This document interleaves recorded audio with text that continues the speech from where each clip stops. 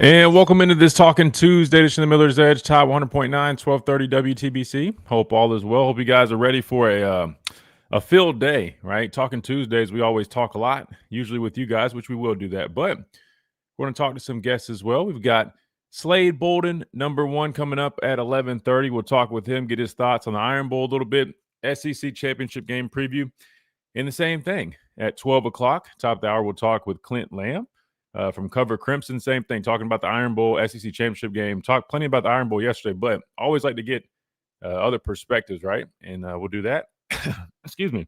And then we'll talk a little bit about the SEC championship game rematch with the Georgia Bulldogs. You guys already know, familiar opponent. You got Kirby Smart on the other side of things, looking to get his revenge, right? After beating them in, what was it, week 4, I believe, of the regular season. Well, we get to see these guys again. And Chase it might not be the last time we see them, because we win this football game. More than likely, they still are a lock for the playoffs. We definitely would be a lock, and who knows? Maybe you see them for a trilogy in one season, which would be very interesting. I don't know if that's ever happened before in college football. Probably has way back when. Maybe it never has, but I feel like teams playing each other for 3 times, a third time in one single season is kind of crazy. But I mean, what do you expect? I mean, in this day and age in college football, I think you can pretty much expect just about anything. I mean, it's a little bit of a circus going on. We talked a lot about that yesterday, the whole coaching corral going on. Lane Kiffin gave his press conference. Maybe we'll hear like a little bit, like a snippet or so from that. I know a lot of people were tuned in, wanted to hear, him formally address him accepting the LSU job. We listened to a little bit of Alex Golesh yesterday, the new head coach at Auburn. I mean, the SEC is it's been shaken up, Chase. It's all over the place, but that's what makes college football interesting, I guess. That being said, we also have to look forward to this evening, the new playoff rankings unveil, which I think could be pretty important, Chase, depending on how these rankings go tonight. I guess that could potentially have an effect on, post, I guess, conference championship weekend, maybe. I don't know. The reason I say that is, and we'll talk a little bit more about it here in a little bit, but typically where teams are ranked this week kind of gives you an idea on where things could end up after championship weekend, because there are a lot of questions right now. A lot of people still wondering or having these concerns about Alabama and their position post Saturday, right? Pending the outcome of this football game. We're going to definitely talk about that a little bit today, and definitely a lot more tomorrow. We'll have Greg Robertson join us again and break down the rankings when they come out, and do all that like we did last couple of weeks with him. He does a great job breaking that down. So we'll do all that and more as well. Plus, you always can still tap in with us on this Talking Tuesday. Just because we're lined up with guests doesn't mean you guys can't get on here. 205-342-9904. I promise I'm going to do my best to get to you guys when we can. Looks like we'll probably have a window this next segment. I'll just go ahead and take some guests, and then we'll have Slade, and then Clint, and then after that, we'll probably open back up. So if you guys, I see Ricky's on here now. We'll go ahead and take Ricky early since he's already lined up. But if you guys want to wait, that way you're not sitting on the phone lines, maybe wait until we finish up with Clint at the top of the hour to start calling in. I just want to save you guys some time so you're not caught sitting there waiting on the lines. So just be on the lookout for that. Per usual, got to remind you about our friends over at the Good Feet Store, America's Arch Sport Experts, the people that make it all happen. Remember to check them out if you're dealing with any type of pain, whether it's foot pain, knee pain, back pain, hip pain, you name it, the Good Feet Store will take care of it. Clinically proven to do so in just 4 short weeks. Again, walk-ins are welcome, or you can go to their website, goodfeet.com, schedule an appointment, find the nearest location to you. These things are phenomenal. It's as simple as putting them in your shoes, boots, whatever it is that you wear on your feet. They work with them, and they will get to work ASAP. And within 4 weeks, that pain should be eliminated and alleviated. If you're like me and you're on your feet all day, walking around doing things, I'm telling you, these things are game changers. So give them a shot. Again, that is the Good Feet Store, Midtown Village here in Tuscaloosa is where you can find them, or you can always find the nearest location to you on their website. They are nationwide, 5 stores in Alabama. They're growing fast and for a reason, right? That is the Good Feet Store, improving the quality of people's lives 2 feet at a time. Chase, I know we talked about early, man. It's gloomy, man, but how's everything going, bro? I can't complain, Christian. It's good to hear your voice, but it's nice. Just kind of this whole Lane Kiffin thing has been kind of rocking the world a little bit, and just like you said, with all these SEC coaches left and right, hired, not hired, in the running, not even considered. It's crazy. But yeah, I'm excited, really to hear more of these coaches, especially with Alabama and Georgia. The big one, and honestly, I wouldn't get tired of it seeing Mhm. Georgia and Bama play again because they've had so much good results and so many memories and just things that are going on between the two. But I think it'd be a lot of fun. Oh yeah.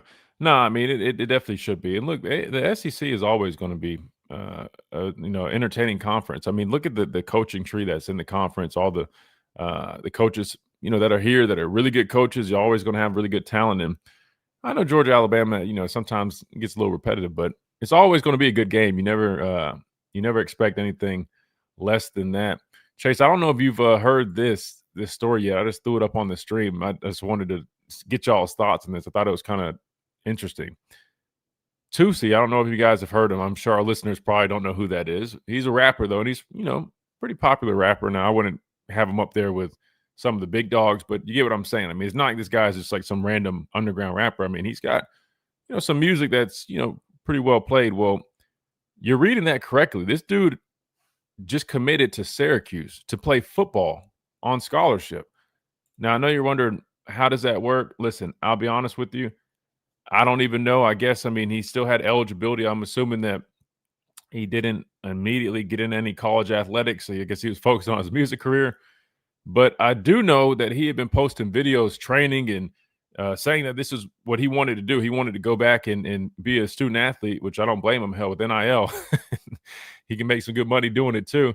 Well, he ended up committing to Syracuse, Chase. So talk about college football being crazy with coaching hires. I wanted to throw some more crazy news out there for you guys. I mean, you have a legit rapper that just committed to play college football, and like this is not a joke. I mean, I'll pull up some videos of him like training and running routes. I think he's going to play wide receiver, if I'm not mistaken. But that's where we're at with college football. Not only is NIL crazy, coaching fires and hires crazy, but you've legit got rappers coming back to school and being athletes, man. I'll be honest with you. I don't know. College football is at an all-time high right now. I guess that's all I got to say on that one. All right, let's do this. Let's hit a timeout real quick. That when we come back, we got plenty of time to talk to Ricky. Plus, we got Slade Bolden joining us at 11:30 and Clint Lamb of Cover Crimson at 12. Again, breaking all things down. Alabama, Iron Bowl, SEC championship matchup against Georgia. All that coming up right here on the Miller's Edge. Tie 100.9, 1230 WTBC, presented by the Good Feet Store, America's Art Sport Experts. Quick timeout. We'll be right back.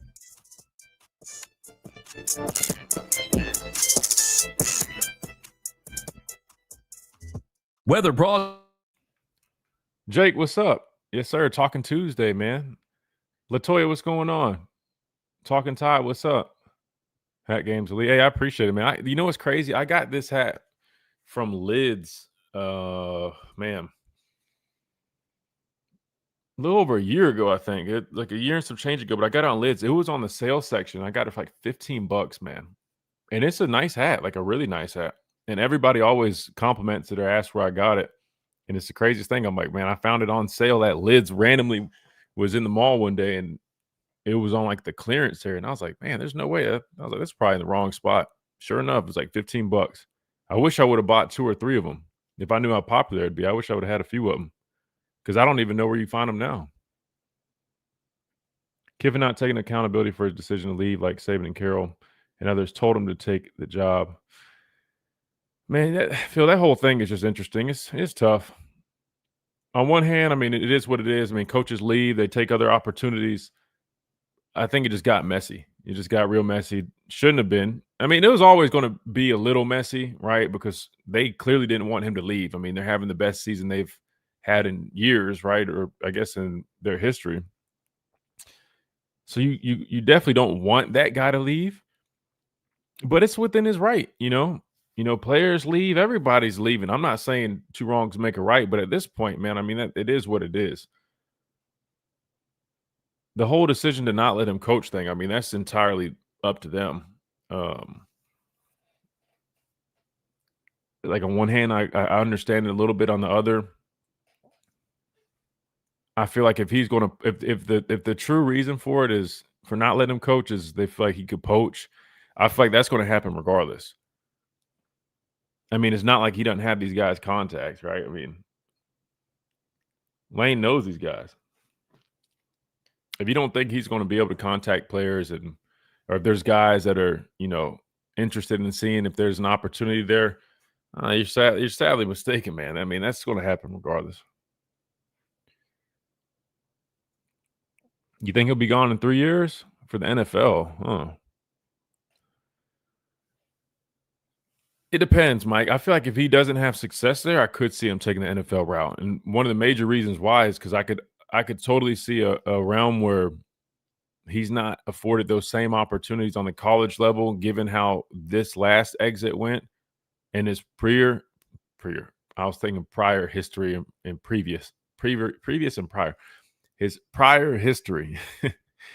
I could see maybe some of these schools backing off a little bit and maybe NFL being one of, not saying the only things, but we'll have to see. ¿Qué lo que compacts? ¿Qué estás escribiendo? No lo entiendo.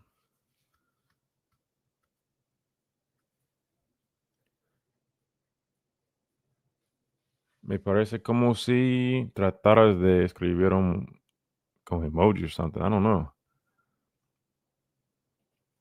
Jill, what's up? Oh, we're back. I'm tripping. 0.9.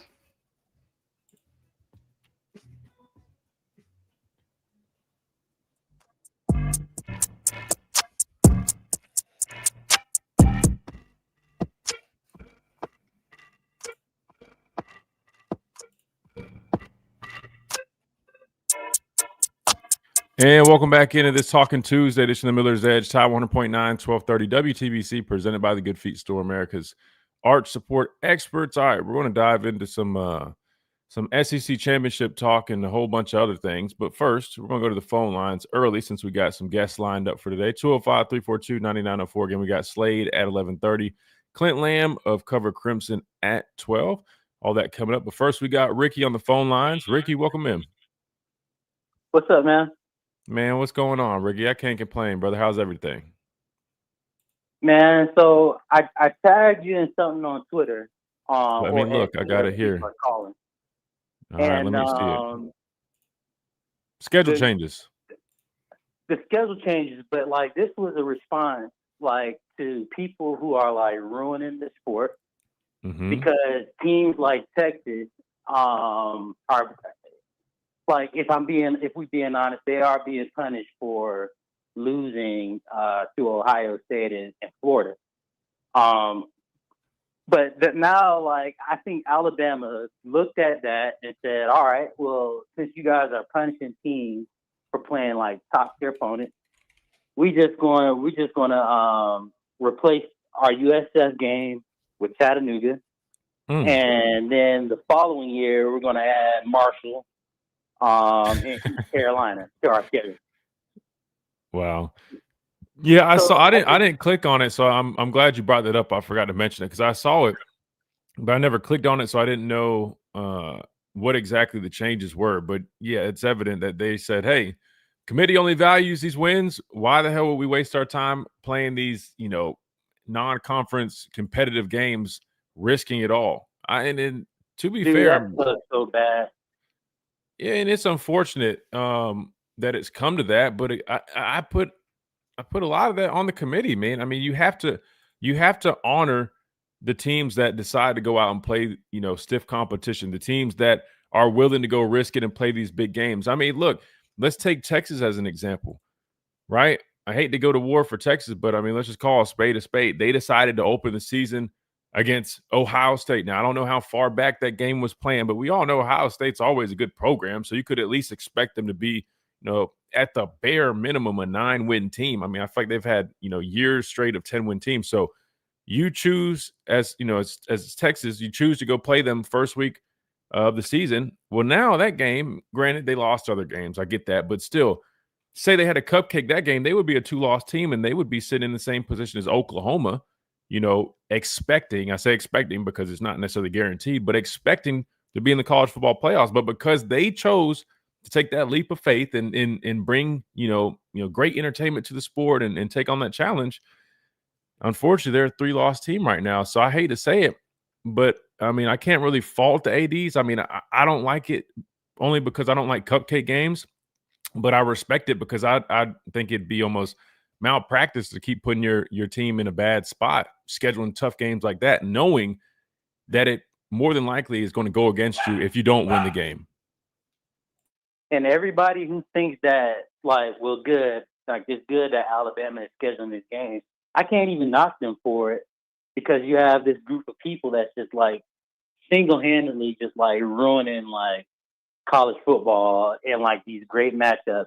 So now if a Michigan team in the future, it looks really good because that's still a young core, and then they play a team like Oklahoma that's really good. Like, now, like, that game is, like, potentially canceled in the future.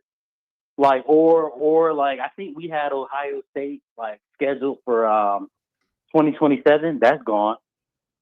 Oh, of course. Like, these really good matchups, man. Like, so now it's just like we're now the schools, not that I think that they're punishing, like, fans or anything like that.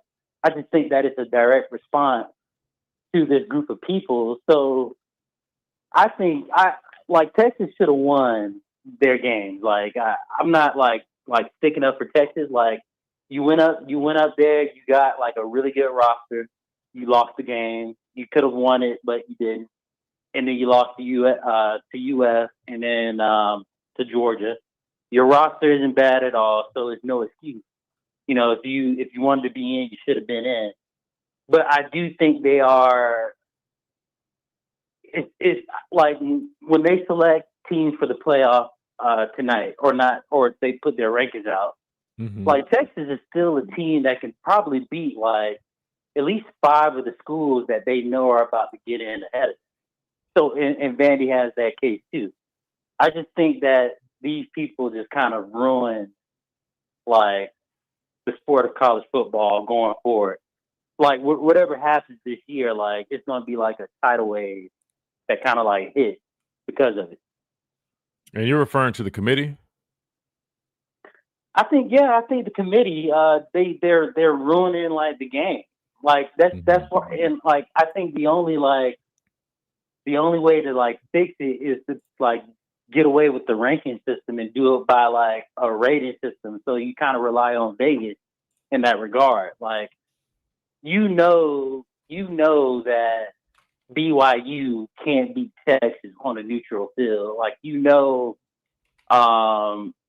although Texas Tech is really good this year, I probably would still lean on the Longhorns to, like, get a win against them if they play at the Rose Bowl. I just think, like, at some point it should go to that instead of, like, kind of dealing with people who think because this team is, like, 11-1, so they're better than this 3-loss SEC team that had to play, like, a gauntlet of a schedule. Right.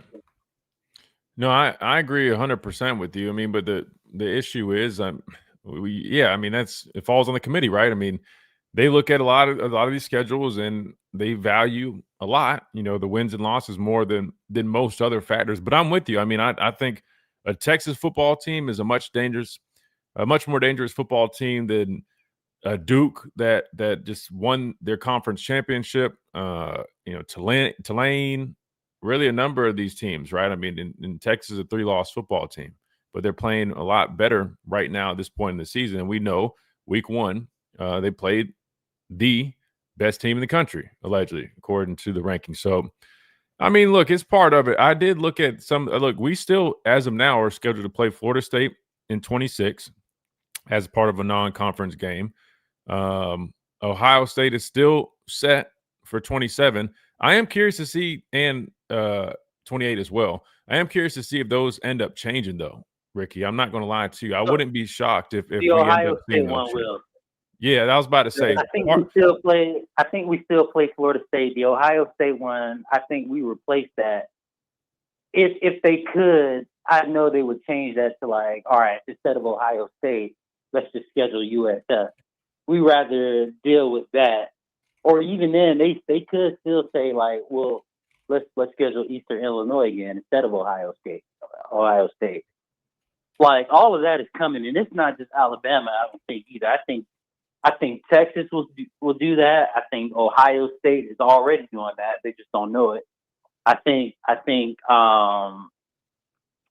Miami. Well, Miami doesn't really have an excuse because the ACC is like bad on its own. But like Georgia, Alabama, of course, Texas, OU, like these teams, like these blue blood teams will like start like really like altering their schedule, and these good games are like just gonna go away because like 12 people in a room. I mean, that's kind of how it is. But at the same time, I mean, people want it expanded, opportunities, which I understand. But again, I think until they come up with some like concrete criteria, right? We're going to see these teams move in this direction, and it is what it is. Now, they always say that they're willing to make changes. We see little changes made, just like last year. It was initially the 4 conference champions all were like the top 4 seeds, which I'm glad they got rid of that, because if that was the case, still say Duke wins ACC championship game, they would have had like a bye and been a top seed, and I think they would have like 5 losses. I think. Clearly an issue. So they fixed that. So who knows, Ricky? Maybe they'll start changing a little bit more. But until they do that, you're right. You're going to see some of these things continue in college football. But I mean, at this point, I mean, what the hell? I mean, you got NIL's out of control. You got coaches leaving, getting hired. We're not even in the postseason yet. We're seeing all these changes. It's just kind of a mess. But I don't know. We'll have to see if it gets cleaned up one day. They still get it wrong. Even Florida State went undefeated. They got that wrong. I was glad because we got in, of course, but they got that wrong. Like Ole Miss just lost their head coach, and like I think all of their offensive staff, they may leave Ole Miss out, even though they had like the best season. I think in like program history. You're talking about this? They may leave this. Yeah. If they leave Ole Miss out because of the coaching changes, and I know that's similar to the whole Florida State argument, I would hate it for those guys. And I know those guys would. I mean, I know they already have strong feelings against Lane Kiffin, I'm sure, at least most of them. If they got left out of the playoffs because of that change, I hate that for the players. They shouldn't do that. I understand the argument, but that's not fair to those guys. I pray they don't do that. So put Texas in, they might just do it. Like you can't really. Nah, you can't. You can't. That would be would be. Listen, if you take a one-loss SEC team like Ole Miss, their only loss being a solid loss, it was a close one to Georgia. Right? It was a top team, right? Yeah, nah. And put Texas in, no. There would be no. That committee would be burned to the ground by midnight. I think it's coming, man. Like I wouldn't rule it out with these people. We'll see. We'll see, man. We'll have to see. I can tell you what else is coming up. Slade Bolden, we got him waiting and ready to roll. But Ricky, I appreciate you, brother. Yes, sir. All right, good deal. That was our guy Ricky out in California. I always enjoy talking to him. We got to hit a timeout. When we come back, we'll be joined by the great Slate Bolden, who's hanging out behind the scenes, and he'll be on with us here after this quick timeout. You listen to the Miller's Edge, Tide 100.9, 1230, WTBC.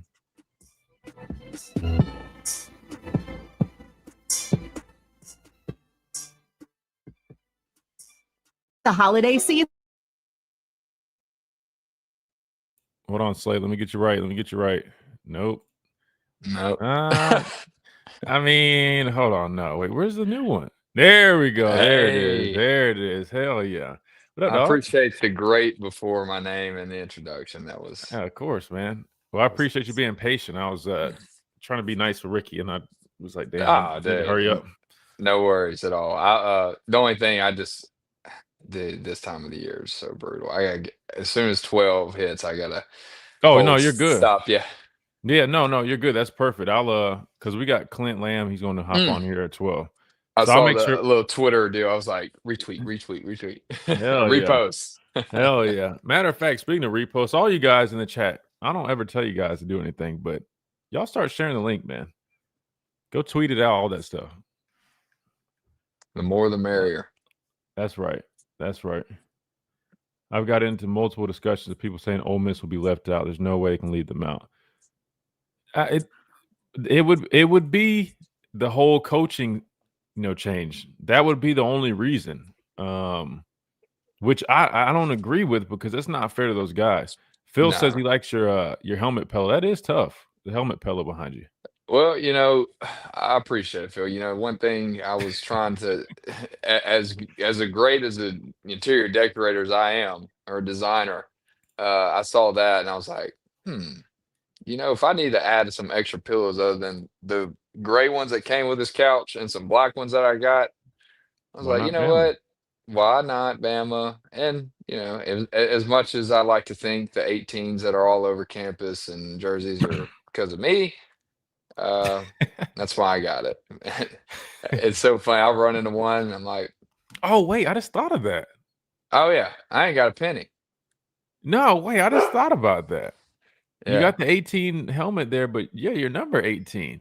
Yeah. That Well, was smart choice, man.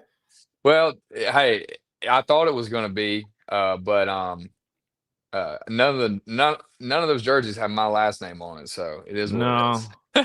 No, unfortunately they don't. But I mean, but at least everybody's rocking one though. I mean, that's the Hey, good news.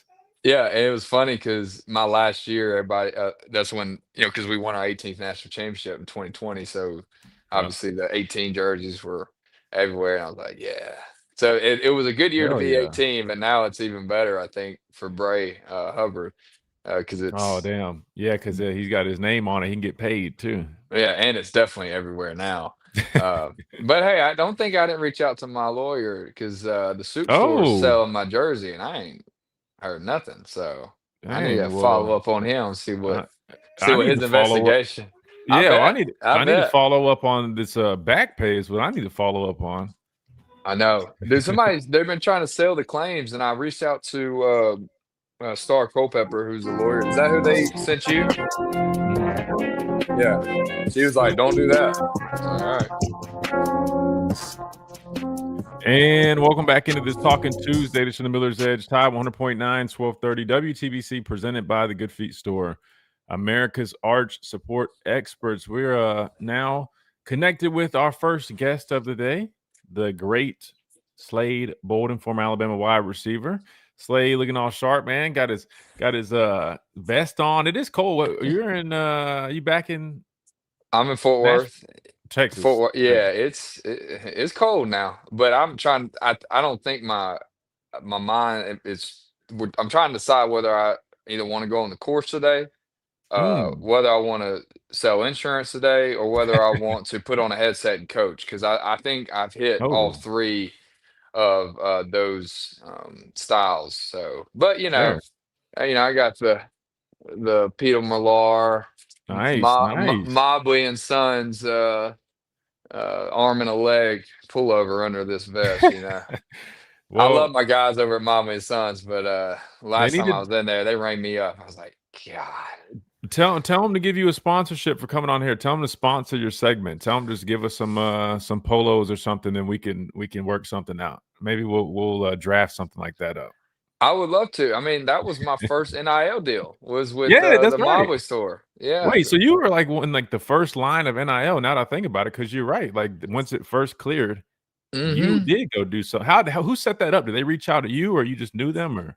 Well, I mean, I'd known them. I'd known Christopher the son and Brian over there as well, like the manager, and we just kind of, once NIL hit, he reached out to me. I can't remember which who reached out to me, and we just kind of went from there. And I had no idea how this was going to work, but it was one of the coolest NIL deals I had because I got two really nice Hickey Freeman suits, and Dang, they gave me some money monthly just for posting and stuff. But man, they really took care of me and gave me a bunch of like Cuts clothing. Hell, this is a Cuts brand vest that I got on. And then I had a deal which led to a deal with Cuts my rookie year, and I had to post a lot. Don't get me wrong, but I got so many clothes. I mean, I couldn't tell you the last time I've really truly bought clothes. I bought shirts or pants here and there, but not a full on wardrobe because I've just smart. accumulated so many clothes. I'm sure you did. You're playing and some Oh deals here yeah. and there. Some companies will send you stuff, Built. but I was doing stuff with Built. yeah, They've blown up. It was like before they got as big as they are now. But they used to send me a whole ton of stuff, and I'm like, man, I need to circle back with those guys because it's some good stuff. I mean, I have like literally probably like 15 shirts, sweatpants, all types of stuff. Yeah, I'm the same way, bro. If I can get it from brands, man, shoot, Oh, I ain't going to the store and buying, man. Nowadays, I'm looking at Black Friday. I'm like, Aloe's Black Friday, it's still like $100 for some pants. I'm like, yeah, yeah. hitting those So, pockets, man. Cuts is like basically, very similar to build their competitors, and they're very similar in a lot of ways. I really like their t-shirts that had like instead of the long like T. Now they did make those Mm-hmm. where like the front and the back was long, but it had like a Yeah. split hem at the bottom, which I always liked. Yep. Because at one time the long back tee was definitely in style, It and was I a had thing. some. Don't get me wrong, I had some. I was rocking them, but yeah, I wish knowing now I'd have got pullovers, I'd have got vests, I'd have got jogger, like Wearing them business for casual. everything. Yeah, but I was just like, what can I actually look good to wear out tonight? That's what I was thinking, or walk to a game wearing because I wasn't worried. I didn't think I was going to be selling insurance this soon in my life, Hey, or at man. all. Hey, but I'm sure you probably crushed it, man. That's why I said we're going to use this to get some sponsorship deals. That way we can get some clothes again, man. Go ahead I'll and hook definitely us up. reach out to them. I mean, Yeah, hey, what's the let's do worst it. they could say? No. Absolutely. That's it. That's my rule, man. Worst they can say is no. Slade, Mhm. I'll say this, man. We told Auburn no, right? Iron Bowl was Yeah. this past weekend. They thought they had a chance. Hell, they were marching down the field. They almost did have a chance to tie it up at the end. But no cigar. Tell me what you thought about it, man. 27-20 win over. I thought Ty, he played a little bit better. He had those 3 Mhm. touchdowns, some nice throws on those. Still not his best work, but hey, we're playing an Iron Bowl. We're on the road. We know what comes with that. Running game was better. There's some positives. What'd you think about the Iron Bowl, Slate? I mean, typical Iron Bowl fashion, just getting my stress level way too high. I was actually went over to my cousin's house. We're sitting there with family, and we're watching the game. You got most of the aunts and nieces and nephews playing card games, and me, my cousin, and my mom, my grandmother sitting there, and she's yelling more than me. And just it's typical Iron Bowl fashion. It's never an easy win. I just that's one thing that it keeps me from like saying, oh, we should have took advantage of these opportunities. We didn't we kept them in the game. Like that's one thing that I was worried about. We really didn't uh, take away the game from them. We didn't truly like dominate, and we kept them alive, kept them in the game, which it always scares me in the Iron Bowl because if you keep Auburn at Auburn in the Iron Bowl, a touchdown or two away from winning, something always happens, some Yeah, fluke BS happens, and luckily, for the first time that I've ever experienced watching Iron Bowl or playing an Iron Bowl, we got the luck of the draw when it came to penalties, when it came true. to interceptions. I mean, turnovers, like some of those things normally do not go our way. So I was happy about that, not because I want to win that way, but it is nice to you gotta have some luck in this game. You want to put yourself in the best situations possible that it you don't have to worry about those kind of things, that hey, we need a pick here. You don't want to be in a situation where you need a turnover or you need a penalty to be called on the other team, but hey, sometimes you do. Sometimes you need it. And luckily for us, I guess the football gods, or I don't know, I guess maybe the spirits at Jordan were sleeping that night because we were able to get some calls our way for sure. Bro, I was thinking the same thing, and I was saying this as well. Like the amount of drops they had. Like I'm Mm, like, you talk about the spirit of the haunted house. I'm like, man, it seemed like it had an adverse effect on them because I'm like they couldn't catch anything to save their lives, and really, just like you said, I feel like we were kind of even with some penalties, we're kind of getting the luck of the draw. So it was interesting, but nonetheless, man. I mean, like you said, typical Iron Bowl fashion. I mean, there's always going to be a chance. We were up 17-0, and then it seemed like mhm. I don't know, like you said, we just don't always just keep our foot on the gas in the the aspect of really just pulling away. It seems like we always let these teams hang, but at the end of the day, we find ways at the end to really make it count. Except for Oklahoma, that was the one time. Outside of that, we always find a way. Well, tell me this, Slade. One of the main reasons we were able to have that clutch moment was a very gutsy call on 4th and 2. I think it was inside the 10. Chip shot field goal. Connor Talty, he had been perfect all game. Started with the 45-yarder. Shout out to him for responding the right way. Yeah, so there no wasn't doubt. really an excuse to not feel confident with him there. I mean, I know he does have a little bit of history being shaky, but I want your thoughts on this because to me, and I thought I was like, maybe I'm one of the few people because I saw everybody like, man, like the nuts on Coach DeBoer, excuse my language, but they're like, that's so confident. But in my head, I'm like, man, I know he's aggressive. We see all the aggressive decisions he makes, but I'm like, to me, that was like, brother, with all the marbles on the line, we're talking about a trip to the playoffs and the championship game. I'm like, that was like aggressive level, like here. What did you think about that call? Do you think it was a little much, or do you think you're like, hey man, do what you do, coach? I mean, I love it. Obviously, we'll be saying one thing if it didn't work out, right? And Exactly. that's typical. If you're going to roll the dice as the head coach, you get praised if it works, you get blamed if it doesn't, or ridiculed. I I loved it so much. I tweeted. I don't know if you know the old South Park, the The dad Randy, wheelbarrow, like the wheelbarrow, because wheelbarrow carrying the nuts. I was just like, kept Coach casually DeBoer right growing. there. Hey, that was true. I think obviously you work all these situations, right? I remember, with Coach Saban, we work all these different types of scenarios and situations that could possibly come up in the game. And whether that's 2 minute, whether that's red zone, whether that's a 4th and 1, 4th and 2, 3rd and whatever, all these different scenarios. So I had a strong feeling that once we didn't get that 3rd down conversion, I Mhm. understood that, hey, like obviously getting a touchdown in this situation and finishing this drive with a touchdown is the best outcome possible, right? To win Mhm. this game. I had a feeling once that play call, before we even called it, that hey, we're coming out there, we're going to try to convert this 4th and 2.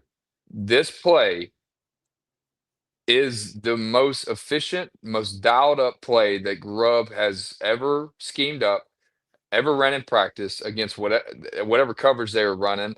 It looked like man, if I Mhm. remember correctly.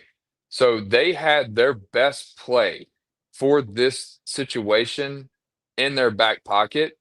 Mhm. Now you can have everything go right. The best play call against the best coverage, a good snap, great pocket, and it still can go wrong, right? Right.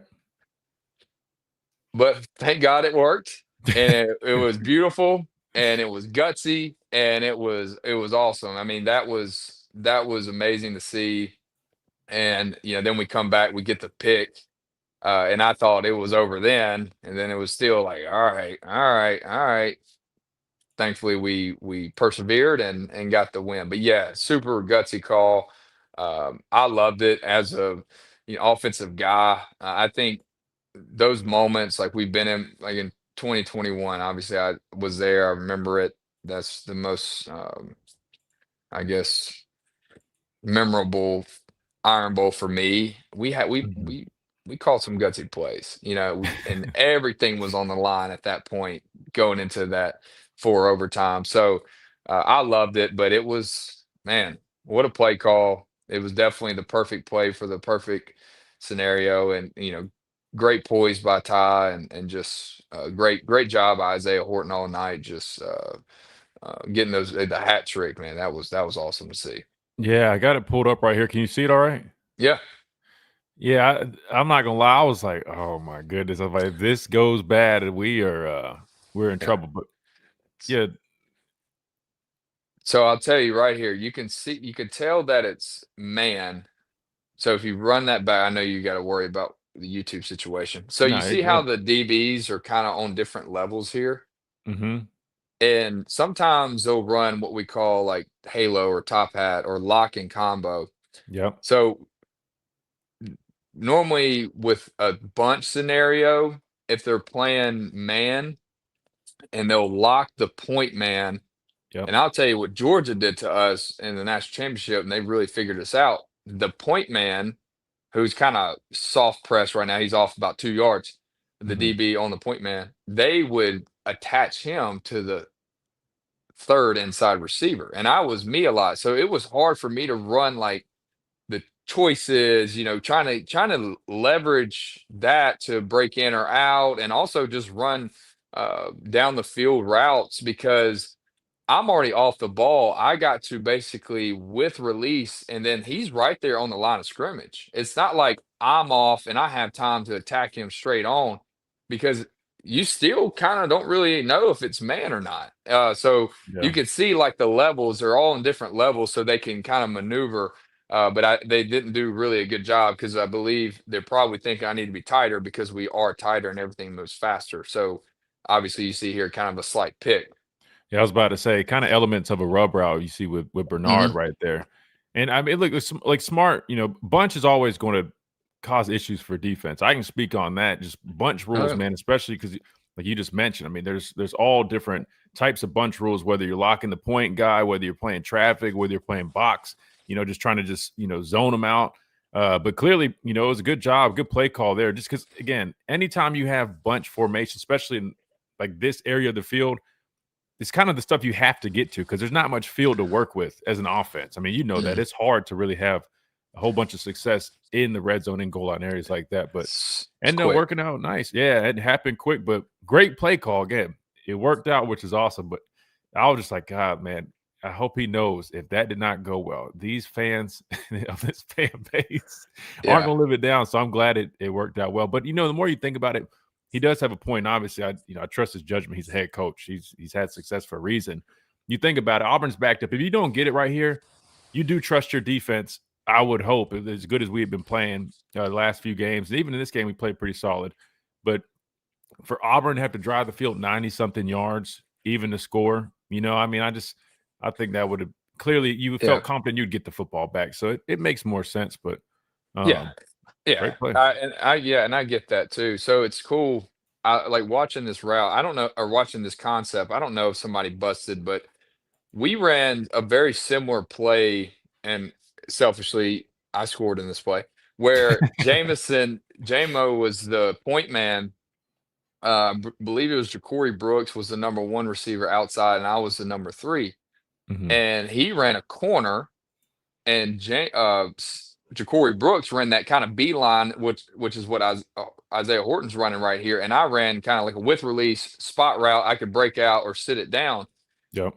The corner and the point safety took the corner with JMO, and I was just butt naked. If I didn't score on that play, then I should just quit at that, like on right then and there, just take, pull at AB and just leave the stadium. But so very similar, I guess, similar situation, but it looks like the number 3 is coming on like kind of a glance type look. Maybe he's running some kind of basic route, which is like just a 10 to 12 yard in route here. So very, very good concept. It's a very, very well, I guess, design play. Yeah, and just like really, a lot of people use this type of concept in the red zone, especially low red. Yeah, limited space to work with. You got to find ways because look at the defense. See how many they literally are dropping. I want to say they only rushed 3 on here. So that means they're dropping 8. 1, 2, 3, 4, 5, 6, 7. I can't see where the other guy would be, but you get my point. It's hard to throw a touchdown in there. I like what Ty does here too. He completely looks off this safety intentionally, right? He puts all his attention on Edwards first thing, knowing he's not going over there. I highly doubt that's the first key. I'm pretty sure he's doing this to draw his attention because you'll see how quick, boom, his head snaps back.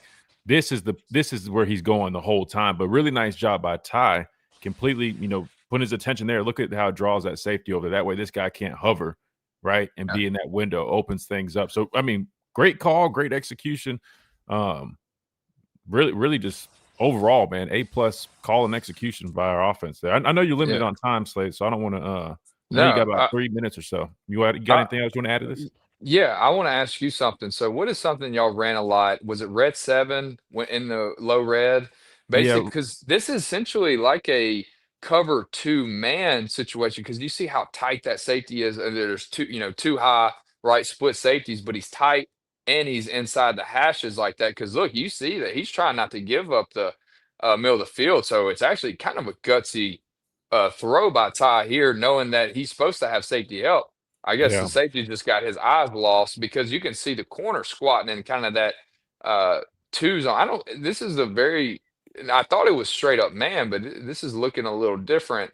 I'm trying to decipher what that coverage Yeah, is. I'll be honest with you. With them only rushing 3 guys, I think it's 1, 2, 3, 4, 5 to the field, 6, 7, 8. Right? I mean, so they're dropping 8. They're trying, and they're playing the goal line. But to me, it's almost like they're bracketing, a couple guys maybe, or at least they're trying to. But I mean, this is a defensive end who's dropping to the flat underneath. I agree with you. I think that safety was supposed to bracket, either like an in-cutting route or maybe 3. Whoever ends up being number 3, which ends up being Horton. But the corner, he had me confused. I don't know what he was looking at initially, because you see here, who's that? So 17, he ends up going to the flat. So that feels like man 17 right here on the back. But it looks like, who is the other guy?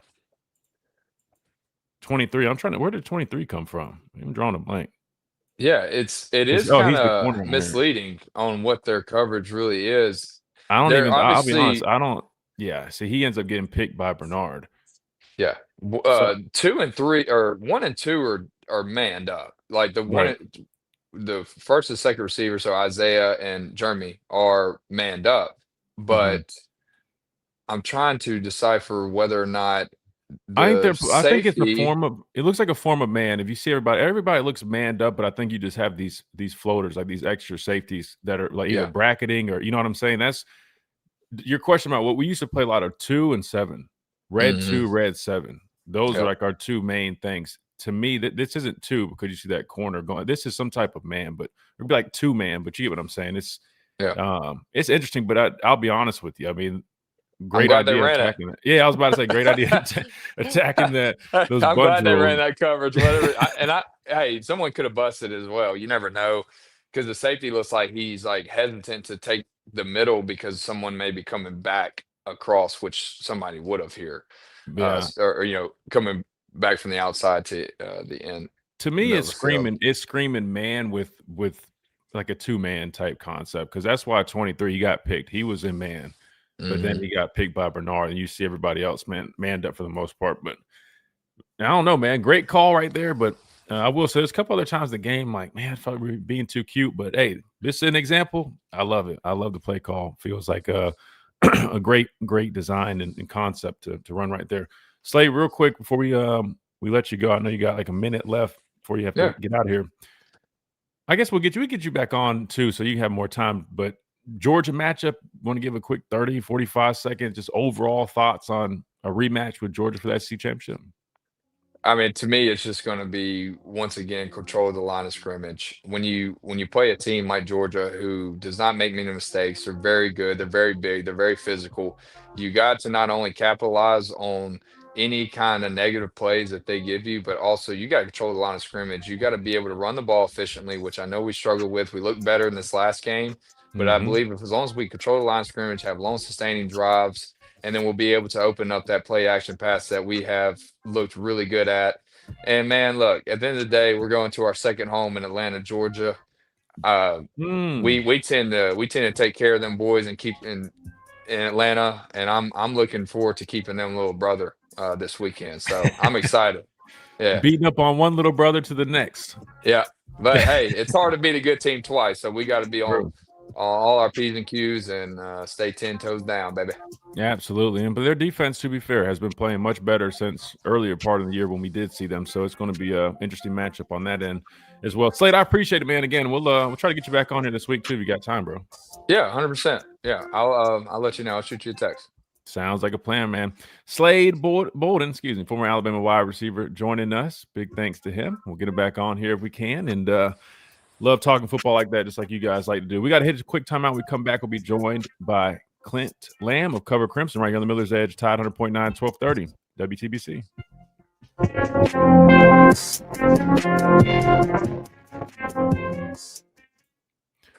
Slade, I appreciate you, bro.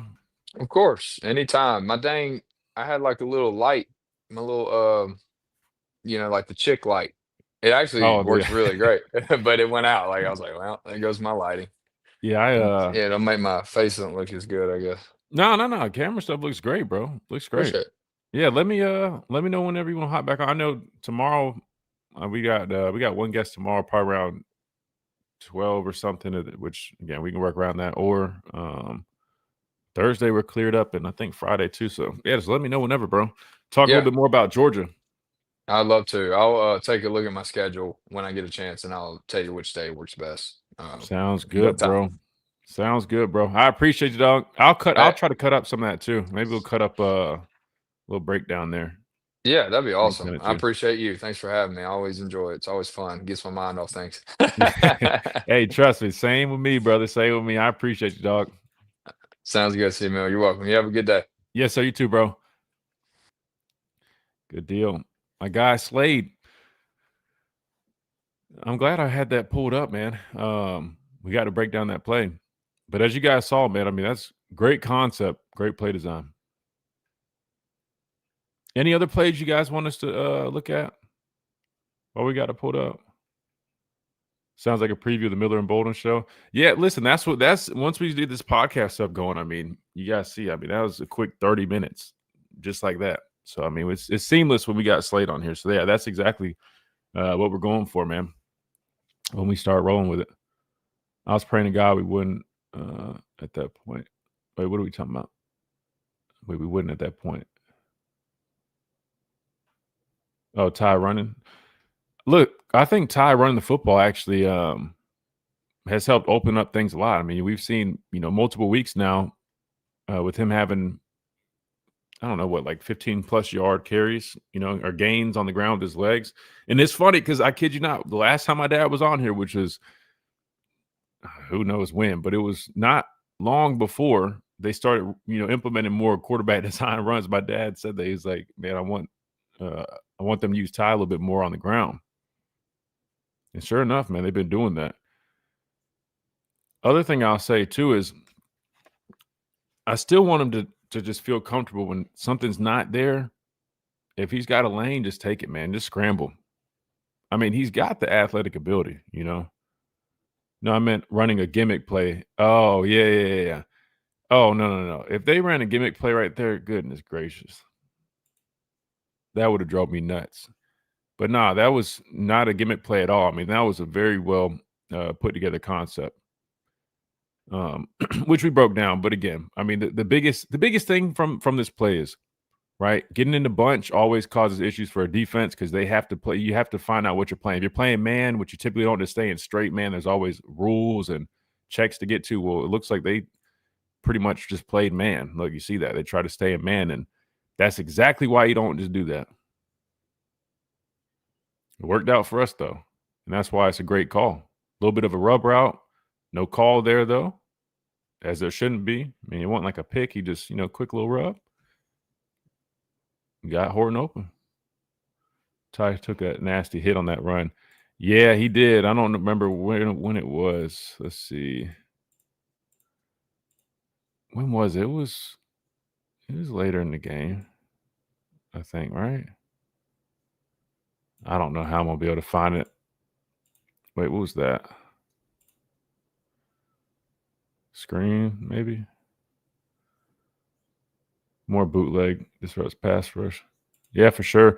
Yeah, rolling Ty out, not a bad idea too. But to be fair, I mean the offensive line they did a solid job in this game. I think Michael Carroll only gave up that one pressure. I think that was when this dude 24, who's a really good football player, he jumped the snap. It was kind of borderline offsides. I want to say that was the only pressure that Michael Carroll gave up. So I mean, I had said go ahead and run with him at right tackle, and it seems to have been the right call. Because he's been playing some good football at tackle. And I think Formby's doing a pretty decent job at guard. I was watching the tape last night. The only thing I would add about him is I just wish he was a little bit more physical, man. That's the only thing. I just wish he's a little bit more physical, especially being a bigger guy.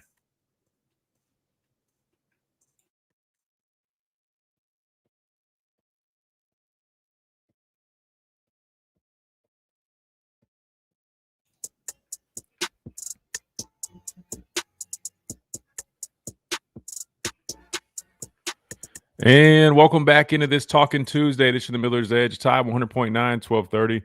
WTBC, presented by the Good Feet Store, America's Art Sport Experts. We just wrapped up with former Alabama wide receiver Slade Bolden.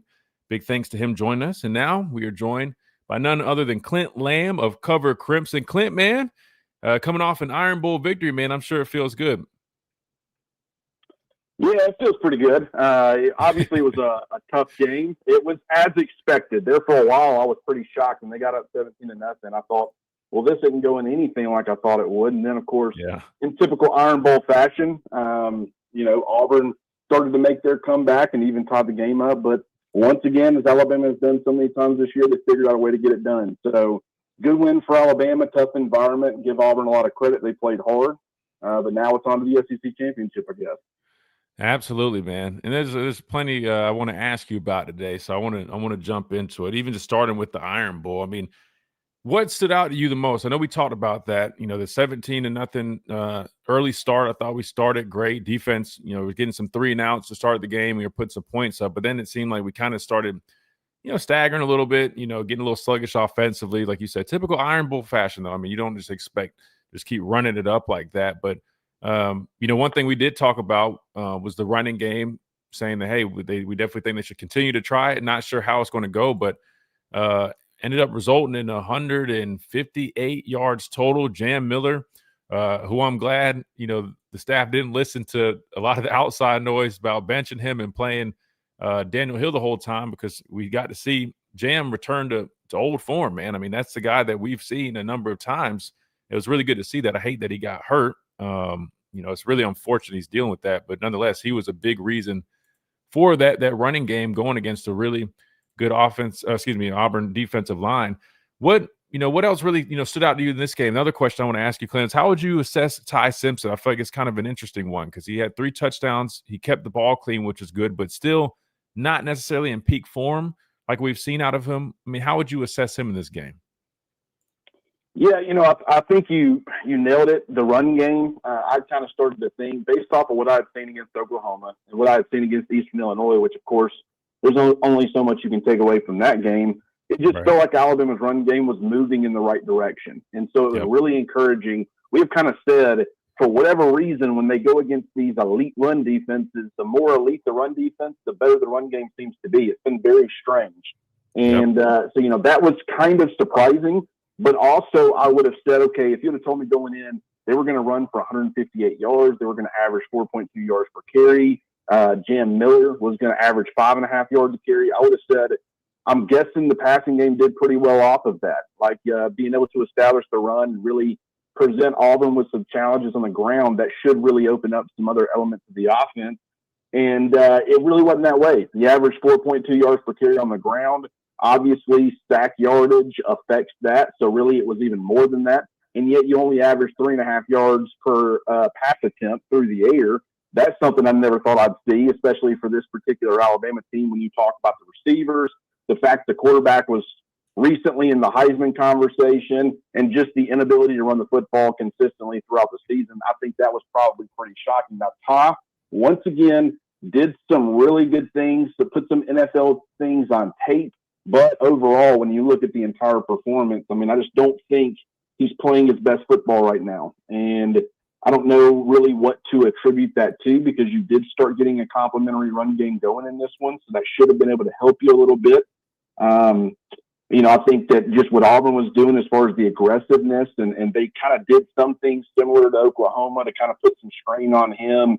But it just feels like that right now, Todd doesn't really trust his offensive line. And a lot of that is understandable, but there were also times where, the pockets were clean and he was trying to leave a clean pocket. So, I mean, it's kind of strange what's going on offense right now. I really don't know what to make of it, but I will say when they really need Ty to come through, Ty's been pretty clutch overall. And so still can win with him, but you would like to see him start to recapture previous form, because right now it is unfortunate with Jam Miller. Like, I really think once he got back from that collarbone injury, he really starts getting things going, and then that concussion slows him down. And then finally he starts getting going a little bit against Auburn, and you start seeing that player again. And then once again, for the third time this season, a completely separate or different injury. It's just he's had a brutal season as far as the injury luck, and you hate that for him. He works extremely hard. The coaching staff loves the work ethic and the leadership. So you never want to see that. And it's like I said on Twitter earlier, it's unfortunate because the version that Alabama got on Saturday of Jam Miller, that's a guy that can help your run game, and that's a guy that can put strain on opposing defenses. And now, of course, as soon as you get that guy back, he goes out again with an injury. You absolutely hate to see it. Yeah, no doubt about it. And I was thinking that too when he went down. I'm like, man, like it's right when he's getting going. I hate it for him, but he's a tough dude, and hopefully he can bounce back. I mean, I don't anticipate him being available in this game, but not only him. I mean, Josh Cuevas clearly still won't be available for this matchup. And an interesting one, Parker Brailsford, he was back in this game. It appeared like he came back out. He's battling through that ankle injury that he's got. How does that leave you feeling about this matchup this weekend, Clint, when you look at all the injuries? And I know Georgia's banged up too, but we're talking about some key, folks here on the offensive side for sure. How do you feel like that translates into this game? I mean, did you feel pretty comfortable with the tight ends in the Iron Bowl that were filling in for Cuevas? I think the tight ends fell short in this one, and it's understandable. I mean, they're two true freshmen, got the most snaps, a redshirt freshman and Jay Lindsey. Also, was the third guy, or really in some ways the second guy. I mean, he saw the third most snaps. And then you did see some Brody Dalton, who's an experienced player, but not really on the SEC level. And they had some good moments. I thought some of those outside runs and going against Auburn's edges, I kind of worried about that going into this game, the battle of the C gap. And, I thought at times they held up pretty decently well. I also think they struggled in some ways, and especially in the passing game, where I really thought a guy like Marshall Pritchett could help. He kind of fell short. It's a big stage. I understand it. No reason to jump off that train. I still think he's got a very bright future in Tuscaloosa. But just, the injuries are a concern because you talk about, your starting running back in Jam Miller, who's been banged up all year. You talk about your number 3, or a guy who had emerged as your number 3 in Kevin Riley. Wouldn't expect him to be back this weekend against Georgia. You talk about Parker Brailsford and just the injury, kind of limiting him. Bare minimum, you're getting a non-100% Parker Brailsford. That's best case scenario. Worst case is he's unable to go, and you got to go to Geno Vandermark as your full-time center. Thought Geno was pretty decent as far as getting out in space and stuff. I thought he actually probably performed a little bit better at center than he has at guard. In some ways, still an issue in pass protection. Parker on one foot was also kind of an issue in pass protection. But then you start talking about, I don't think Ron Williams is 100%, and I don't think he's been 100% all year. Doesn't mean it's any sort of significant injury. I just think he's been banged up and kind of dealing with some things. Jeremy Bernard was not 100% going into this game. He missed last week's game due to an injury. And so, while he was able to play, don't think you can do a lot of the things. There for a while, they were getting him 4 to 5 carries a game as far as using him on jets, maybe putting him in the backfield some. You're not seeing that pretty much at all. Every once in a while, you might get one here or there, but Lottie Brooks has kind of taken over that role to an extent with maybe 1 or 2 here or there. And so that's been something that they've kind of tried to do as far as to complement not having a run game, or try to compensate for not having a traditional run game that was consistent. But it's just across the board, a lot of injuries. They're playing through it. I wouldn't be shocked at all if Ty Simpson was also a little bit banged up. And if he wasn't going into the Iron Bowl, I certainly would say that he's probably at least getting in the ice bath this week because, I mean, he took some shots. And some of that was self-inflicted. Some of it wasn't. But, I like the fact that they used his legs a little bit more to kind of try to compensate for some of the things that maybe they're lacking right now. But he needs to try to avoid as many of those big shots as possible, and he took several of them against Auburn. So it's a banged-up offense. It's not an excuse, though. We've seen this all year pretty much as far as the inconsistency, so you can't chalk it up to a bunch of injuries. But at the same time, it's pretty evident when you talk about all of those guys and then Josh Cuevas and Danny Lewis not being available at tight end, it's going to affect the product on the field. There's no doubt about it. We're joined by Clint Lamb of Cover Crimson, at Cover Crimson on YouTube, on X, as well as Clint R. Lamb on X is Clint's personal. Clint, you mentioned Danny Lewis. Is there any, I guess, news or update on what he's been battling or dealing with? I'm just curious because I'll be honest with you. I mean, I feel like he hasn't. I feel like he's been available maybe like 2 or 3 games this whole year, but I don't think they ever really formally announced much. I mean, is there any knowledge there? Well, what I will say is that, Ryan Grubb back before the season in fall camp, we got to see some of the open periods of practice, and he was talking. I noticed that at the time, I want to say it was Danny Lewis and Josh Cuevas. They were both off working to the side.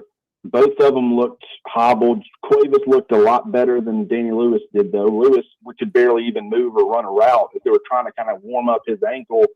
And then, of course, Ryan Grubb got out there for the press conference that day and pretty much said that he went through things and he looked fine. And I couldn't believe that based off of what I had seen. It was completely shocking.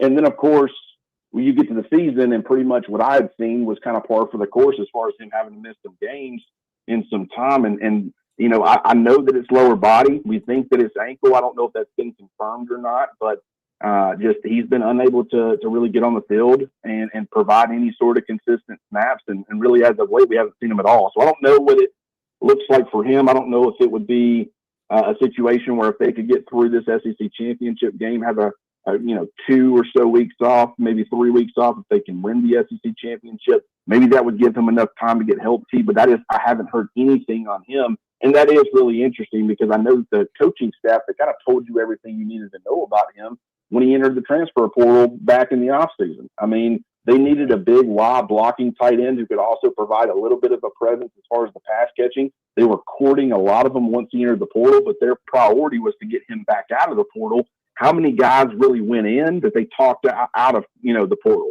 So it kind of told you that they really valued what he brought to the table as kind of a veteran presence in that room. And just it's unfortunate because it's another injury that has kind of held back the offense a little bit. And, they've had to rely on a tight end, a freshman tight end who I think is going to be a really good player, but he's young and it's just going to take him a little bit of time. So, yeah, I mean, everybody kind of deals with it to some extent. I mean, injuries happen, but, yeah, there's been some pretty key ones on offense.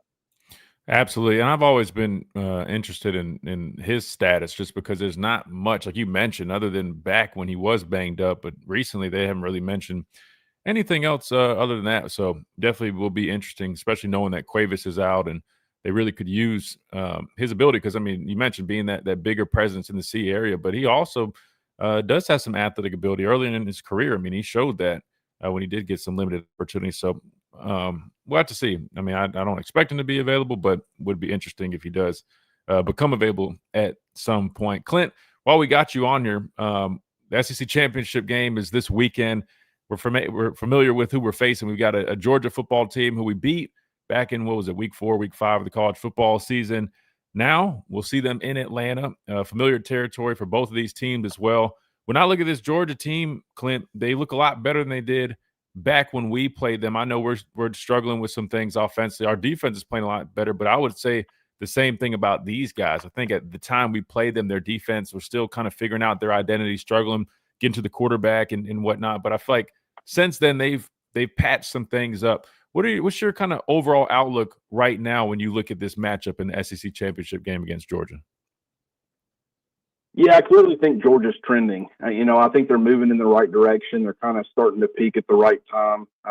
Granted, they didn't look great against Georgia Tech, so I guess that was a little bit of a step back, but they have some talent. There's no doubt about it. As far as, offensive line is concerned, Drew Bobo potentially being out, that could be a massive problem for Georgia. I think Tim Keenan's playing really good football right now. James Smith has been pretty disruptive. Edric Hill has been pretty disruptive. Like on the interior, they're getting pretty good play, including London Simmons as well. So, I mean, that could be an advantage for Alabama. Now, granted, them running the football and stuff and how effective they were in the first matchup, I really think Gunnar Stockton's starting to come into his own a little bit. I think overall he's playing, really good football. Once again, didn't play great against Georgia Tech. And if you look at his last 2 games, I mean, I think he has like 1 touchdown and 2 interceptions. So it's not like he's just, dominating or anything like that. But prior to those last 2 games against Texas, he looked really good, completed over 80% of his passes, 4 touchdowns. Against Mississippi State, 3 touchdowns, no interceptions. So he's been playing really good football for Georgia. And I think his, ability to be mobile really adds a wrinkle in the +1 run game when they need, him to be. I think the passing game has started to come on a little bit, and they've, it's not a dominant passing game, but I think offensively it really complements what they do in the run game. And then defensively, it seems like they're starting to kind of figure some things out on that side of the football, which I think has been pretty key. And when you really look, at what kind of Auburn did with Xavier Atkins and Lewis, the off-ball linebacker for Oklahoma, kind of, attacking the A-gaps, being very aggressive with the pressure. I think those two guys combined for 3.5 sacks in those two games with several more pressures. You talk about C.J. Allen and Raylan Wilson. That's two guys, more so Raylan Wilson than probably C.J. Allen, but those are two guys that can really get after you and put some strain on you as far as being off-ball blitzers and guys that you can maybe line up in different places, maybe line them up on the line of scrimmage, let them get after the quarterback. And so I wouldn't be shocked at all based off of what they saw in Alabama's previous two SEC games if you saw a little bit more of that from them relative to the first matchup. So that's something else to keep an eye on. It's a good Georgia team. They're trending. Alabama seems in a lot of ways to be moving in the wrong direction, despite the fact that it hasn't. I mean, when you talk about moving in the wrong direction, they still figure out a way to win out of their last 5 or 6 games, 5 of them. So, I mean, it's not like it's just completely falling apart. You just aren't seeing the ball control and the strain that the passing game was putting on opposing teams or opposing defenses early. And I think that it made things a little bit more difficult for everybody. But the defense right now is playing good football for Alabama, and I would fully expect that to continue this weekend against Georgia. Yeah, I fully expect it to be a big defensive matchup, given that both defenses are playing their best ball right now. And like you mentioned, offensively, we're still trying to get back on schedule, and hopefully we can find a way to do that, even though we will be fighting against the injury bug and everything else that we've been dealing with. But I think it will be an interesting game. We're joined by Clint Lamb of Cover Crimson, again, at Cover Crimson on YouTube, on X, at Clint R. Lamb on X as well. Clint, I got to ask you, we mentioned his name earlier, but a lot of speculation right now. Ryan Williams' first game, I believe, in his career with no targets at all. I know you mentioned you feel like he's not fully healthy. Do you feel like that's kind of all it is to it? You've got some people, and I don't believe this at all, but thinking that he could be gone next year. Maybe things aren't going as well. Do you think it's just a matter of him being banged up? Do you think playing him a little bit more in the slot has had an effect? I mean, what do you sum it up to be with Ryan Williams, and why we haven't not only seen him be as effective as he once was, but also now seeing less and less opportunities? Granted, I will say this: I know from a coaching perspective. I mean, you feed hot players, and right now you got a guy by Latsier Brooks and Horton and even Bernard. All those guys are producing well and playing some good football. So, I mean, I understand on that aspect, but do you think there's more to this thing, or? Well, I think it's a combination of factors, and I think you hit on a lot of them. I do think that to some extent he's probably banged up. He's been on the injury report on and off of it. I think he has been pretty much banged up for a majority of the year, even dating back to Florida State. He just didn't look 100% healthy pretty much out the gate. Not excusing the drops or anything, but just the movement. I think he's kind of been zapped a little bit. I think, as far as playing in the slot, I don't think that's really where he's comfortable. You talk about Jeremy Bernard, and he's kind of been that featured piece where, I guess in a lot of ways you would probably view him, due to his consistency and reliability, as your number one receiver. And so you kind of want to put him in the best position to be successful. And so while he will play in the slot, and he can play in the slot, he also being that Z receiver, lining up off the line of scrimmage, using him in motion, getting him on jets and doing a lot of those things, that's beneficial for your offense. So I think that's kind of where it started. Isaiah Horton's kind of a pure X outside receiver. Really not going to see him lining up in the slot very much. You didn't see it at Miami. You haven't seen it at Alabama. And so that kind of leaves the slot for Ryan Williams. Now, when you start comparing Ryan Williams, the slot receiver, versus Latsier Brooks, the slot receiver, I mean, as talented as I think Ryan Williams is, I think he's a much more effective player on the outside. So I would probably give the lean to Brooks there. Now, here's what I'll say moving forward. I don't like to put this idea of, hey, a guy's not seeing targets or he's not playing it done. Let's just go ahead and assume that he's jumping into the transfer portal. If he jumps into the transfer portal and it's on his own accord and that's what he wants to do, we can discuss it and hash it out and talk about the impact and all this stuff. Then I just have never been a fan of putting all these things out there and getting in people's heads. I mean, I'm not saying that he hasn't thought about it, or anybody else that's maybe seeing limited usage, or maybe they're frustrated with their role or whatever. But I'm saying just don't put it out there and just act like that's this foregone conclusion.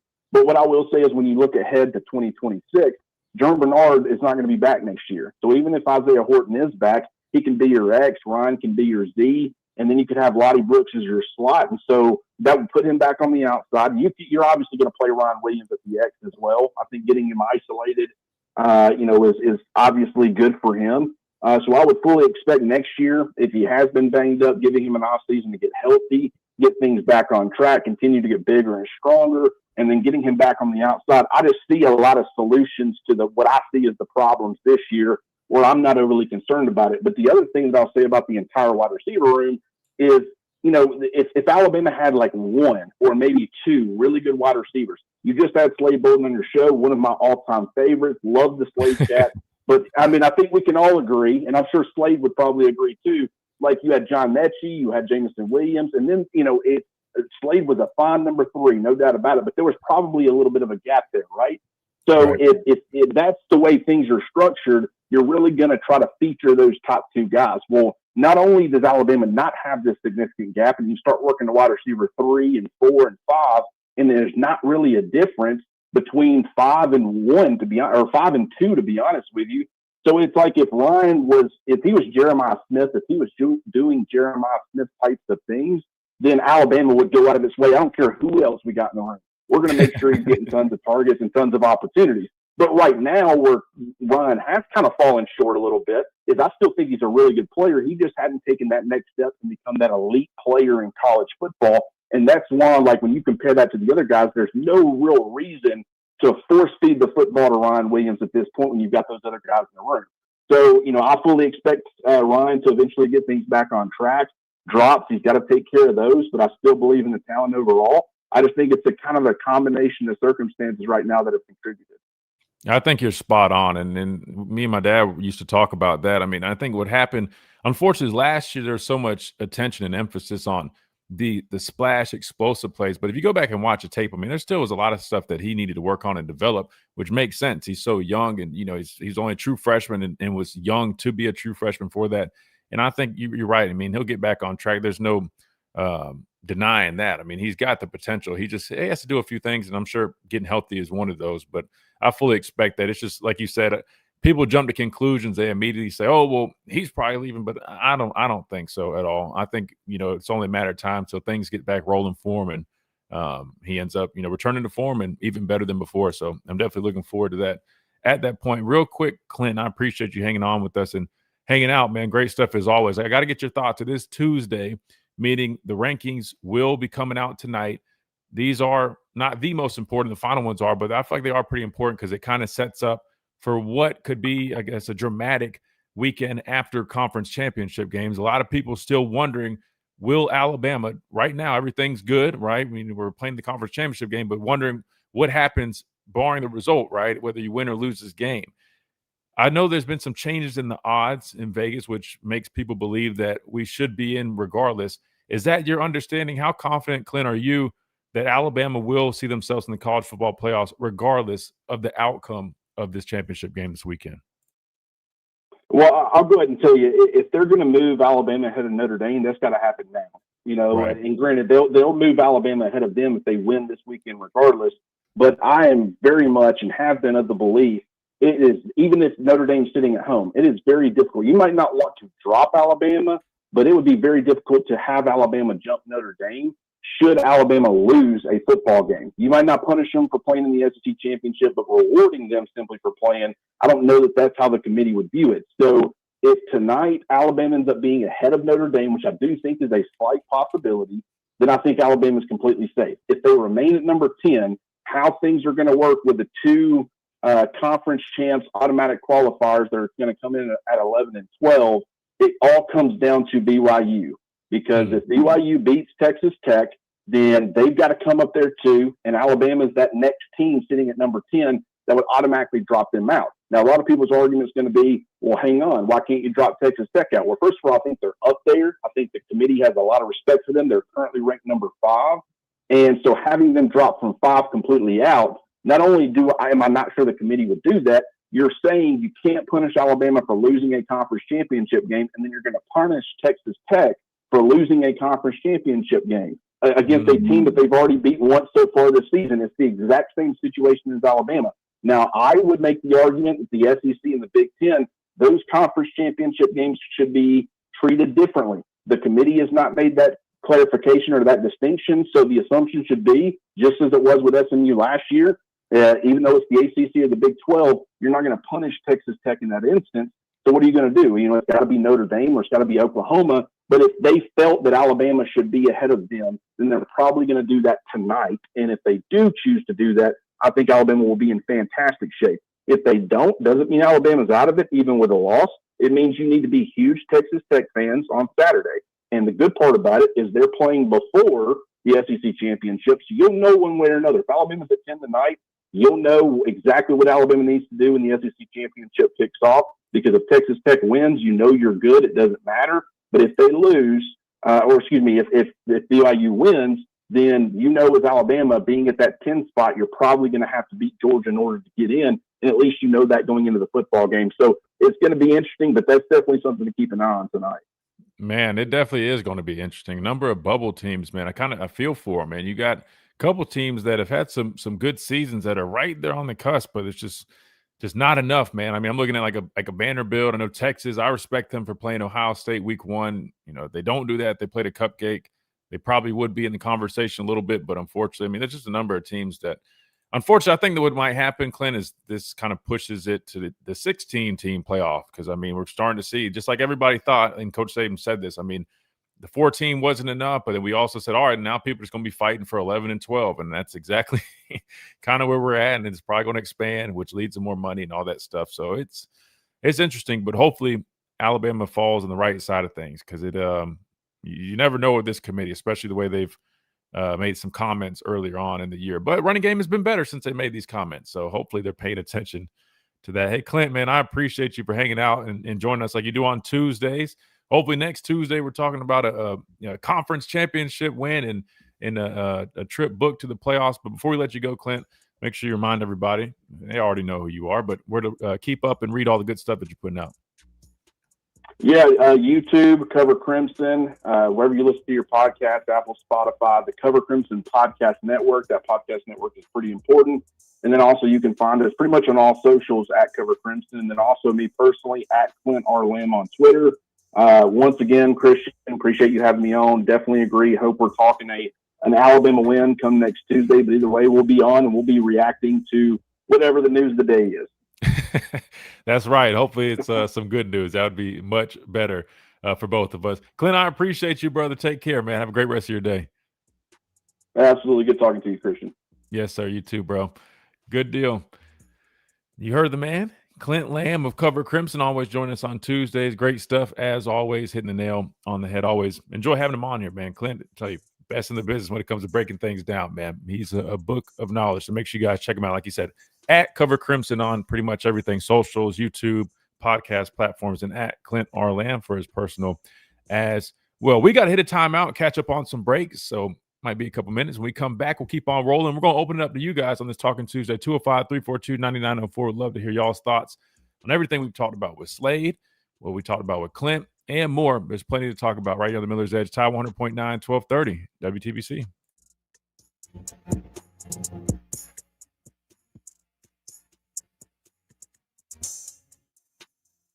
Tuscaloosa Mazda, they are expanding their showroom to serve you better. Come see their new and pre-owned Mazda. Great segment. Oh, yeah, man. Always great having Clint on here, man. That dude knows his stuff. He knows his stuff, man. Appreciate it, man. Yeah, man. It's been fun getting these guests on here a lot more, man. So I'm glad we got it lined up frequently. And we always have done it, but on a consistent basis, man, it's fun. I'm glad you guys are enjoying it too. If you guys haven't, man, hit that like button, subscribe if you're not already. Again, we do this every day, Monday through Friday, weekdays, 11 to 1. You guys know the drill. And share if you guys have anybody else that you think might be interested, man. Hit that share button. I know we got a number of listeners that came over because they saw it shared online. So don't gatekeep, man. Feel free to share on Twitter or Facebook, whatever platforms you guys use. Anything you guys want us to pull up real quick? We got time during the segment. And whether it's any plays or anything specific from any of these games or all right, good deal. Sounds good, Chase. Trying to think. We hit the big one on 4th and 2. It's been an in and out. Did you get the DM? Oh, no, I didn't get anything. Wait, let me go look. Let me go look real quick. Let's see. And if you guys ever have anything, by the way, you can always tweet us or send us a message or tag us in something on X too, at the Miller's Edge. A lot of people like doing that. We can pull it up on the stream and break it down. Let me see what Tia sent. Did you send it to my Twitter or the Miller's Edge? I think you sent it to Miller's Edge. Let me pull it up. Let's see real quick. We didn't do the why do I need to do this code? You have to do this? All right. Wait, hold on. Tia sent us a post. It was about Grub.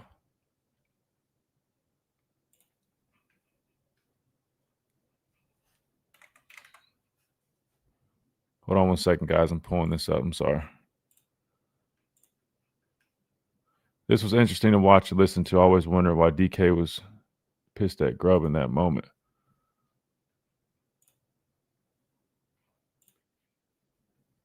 What is a couple minutes long. Summarize it for me. Why do you think we didn't Auburn's blitz packages?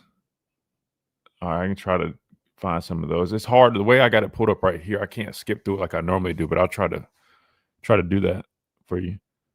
Why do you think we didn't throw a ton of short stuff when they played heavy blitz cover zero type stuff? I'll be honest with you, man. I hate to be that guy questioning some of the calls and whatnot, but I hate that it's pulled up like this because I can't skip through it. I got to be careful with this whole deal. I'm not sure, man. We had even I know everybody's been talking about slants, but not even just slants, even just mesh routes underneath, just short, quick game stuff. I feel like we could utilize that a lot. I mean, if you watch Auburn's offense, a lot of stuff they do, we've done this at times early in the year, but I feel like we haven't done it nearly as much recently.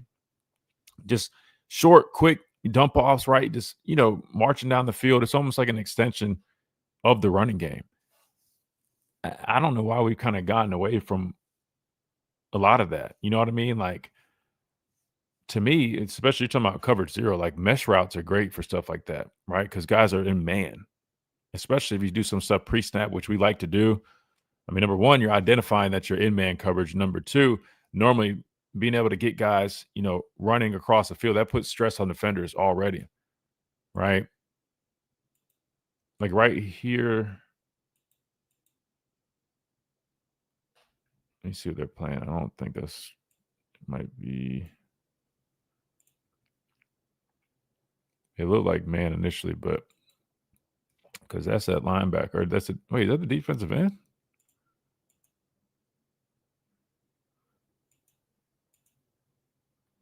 No, they're not playing man. They're playing zone right there. Looked like we ran deep routes the whole time. The only short stuff was to the tight ends. I mean, right here you have something. I mean, short, right? Clearing it out, hitting them short. I mean, that's good play design right there.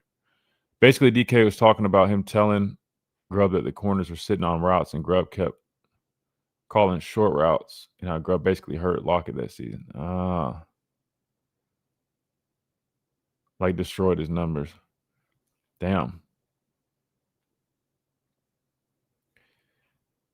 That's interesting. Don't stop with what is working, but if it stops working, you have to change it. Yeah, I mean, I don't know. I just feel like sometimes some of our concepts, we're just trying to do too much instead of just the simple things,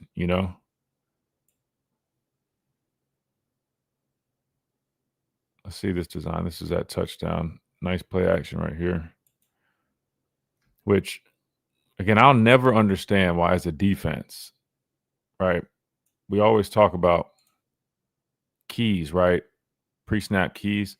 You ever see all right, first of all, we're in 13 personnel, right? We're literally in 13 personnel, which I get is giving the illusion of, hey, they're running the football, which hence why Auburn's in literally a goal line defense.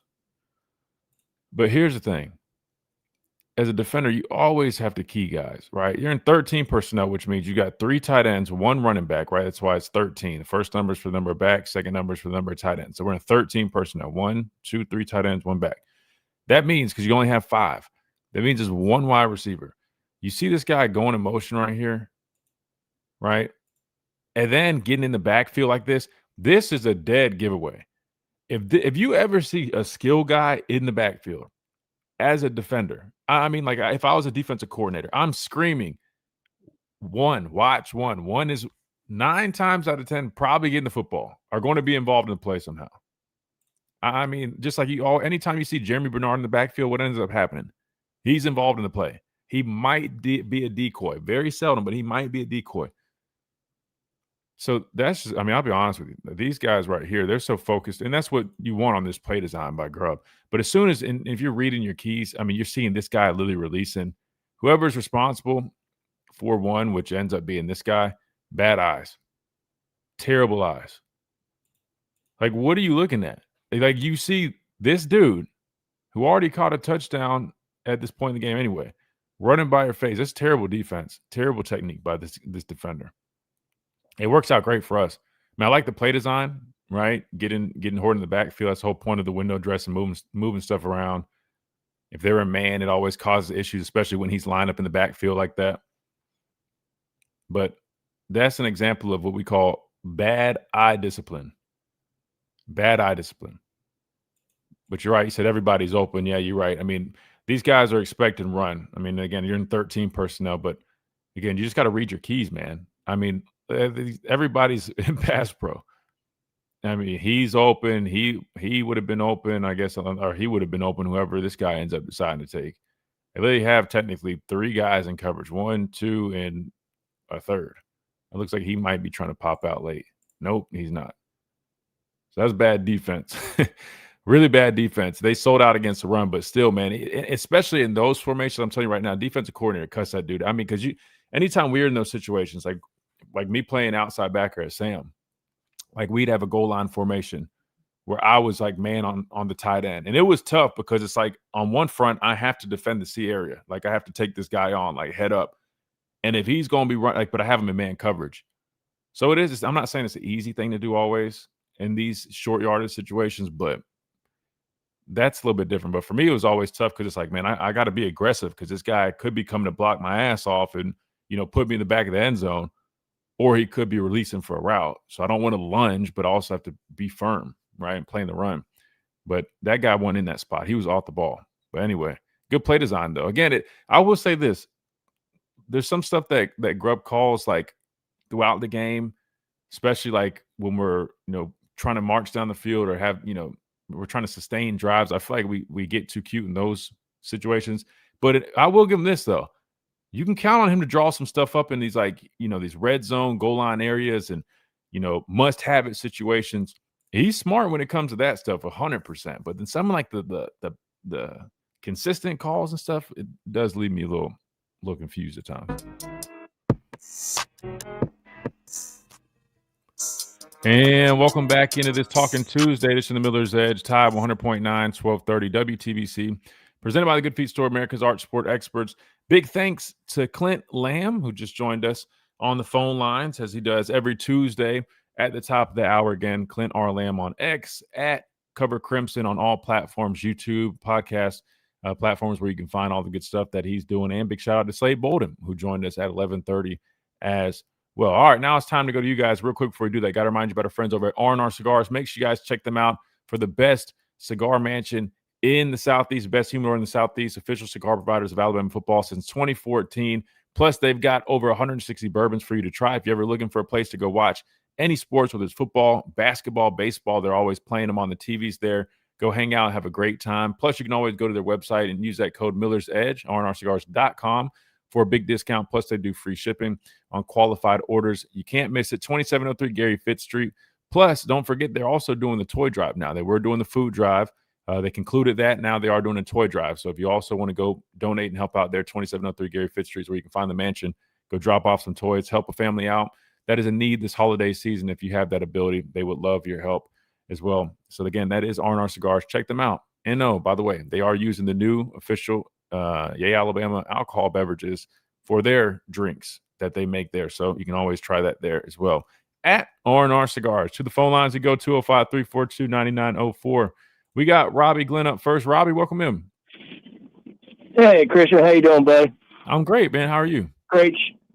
Doing good. Had a good Thanksgiving. Iron Bowl win was good. So, that game's gone. It is what it is. We won. So now we can focus on Georgia and our home away from home and expect another great game with them.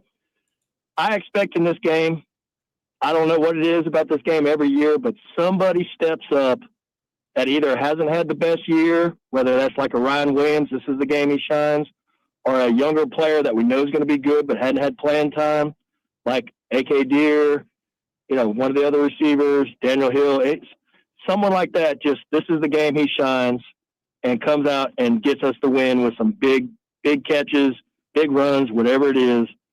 It happens every year. The obvious was Tua to Smith. We knew they were going to be great, but, it didn't happen until that game, and then they went on 2-3 years to have the best careers. So that's what I'm expecting in this game. Someone's going to step up and shine. Who do you think would be your player?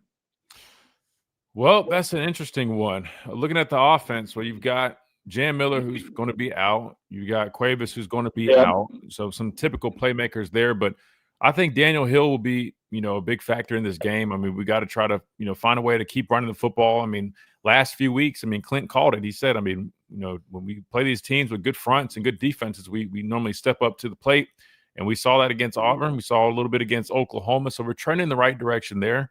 Got to give credit to the offensive line. They've been doing a much better job. I think this unit that they've kind of settled with Proctor and Dewberry and you've got Brailsford / Vandermark, because Brailsford's banged up, your center is, which that's also a concern. But then on the right side, settling with Wilkin and Michael Carroll, I think they've done a pretty nice job. So tip my hat to them. We just need Daniel Hill to be able to take the load and be able to have a solid running game, because I think that'll be important in this game. Georgia's defense has definitely looked a lot better since the last time we faced them. And so I think running the football will definitely help take some more pressure off a tie. But that being said, if I had to pick somebody, I know Jeremy Bernard's been banged up, but I can't help but lean towards either. I want to say Ryan, but I just feel like at this point, just kind of like Clint said, you can't force anything. Now, maybe they end up trying to get him some more opportunity. We kind of saw that, once he came back from, I forgot what game it was he came back. It was earlier in the year. I think maybe ULM, but we saw him. They tried to feed him the ball on some screens and just get the ball in his hands, some end arounds, trying to let him make plays. Maybe they try to do that, but I just don't know at this point. And I just know, seeing Horton, and then when you have a healthy Bernard, those guys, they step up big in big moments. They're very reliable. I wouldn't be shocked if either one of those go off for a big game, similar to what you saw at Horton out of the Auburn game. On the other side of the football, man, I'll say, you can't help. I feel like you have to throw Bray in the equation. As reliable as he is, forcing turnovers. But if I had to pick somebody else, I don't know. Give me a guy like Deontay Lawson stepping up, having a big game, or even one of the guys up front. I would love to see somebody up front kind of take over, have a multi-sack game. To me, that you make a lot of money in an SEC championship game. If you start getting after the quarterback like that, you can make yourself a lot of money. So whether it's Jean Pierre coming back on the scene like he did against Tennessee, I don't know. It's tough to say. It's tough to say, Robbie. I'll be honest. At this point, it's hard to say. Well, a lot of guys. Like you said, if we can get some pressure on them and get some turnovers, that will be big too. We get a pick six, something like that we almost had against Auburn a couple times. We just dropped. Also, I'm going to say one thing. Proctor, if you're listening and you do happen to catch a pass, please do not wait on your blocks to set up. You are not Ryan Williams.